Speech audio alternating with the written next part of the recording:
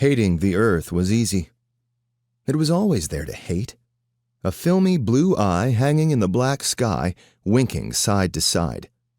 Even on that high day of the month when the eye was shut, a blue halo, a crust of dirty air stared on.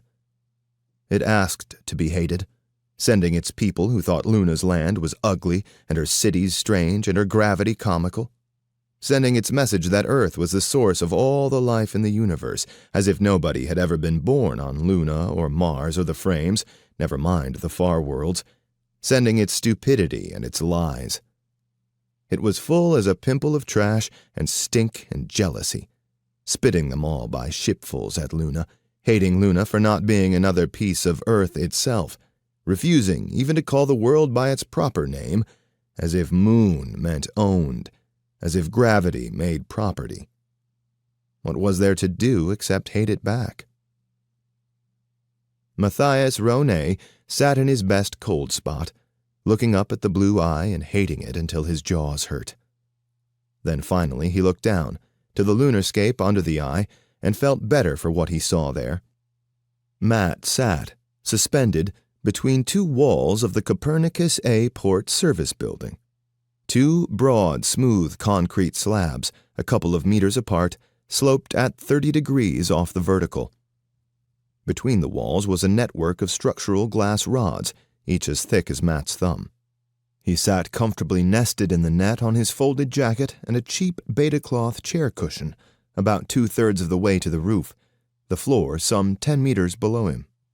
He faced a strip of glass that was the whole reason for being here.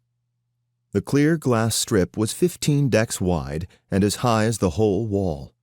It was left over from the building days, meant to give light and view to the construction crews after the outer shell was sealed. At the bottom was an old cylinder, bolted now and caulked tight. There were similar leftovers all over the city. The glass was just as strong as the crete around it, the sealed door as safe as a blank slab.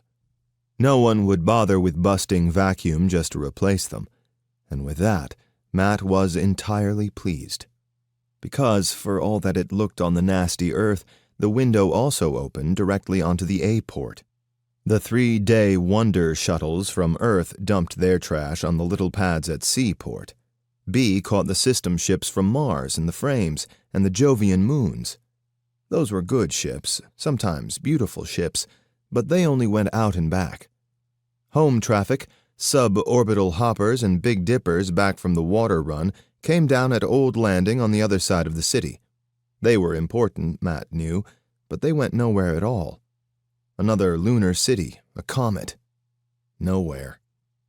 Copernicus A was the real starport, where the Mirage Drive ships on the Far Worlds trade sent down their shuttles, or landed themselves, and then took off again, to go where the strongest telescope could not find the Earth in the sky.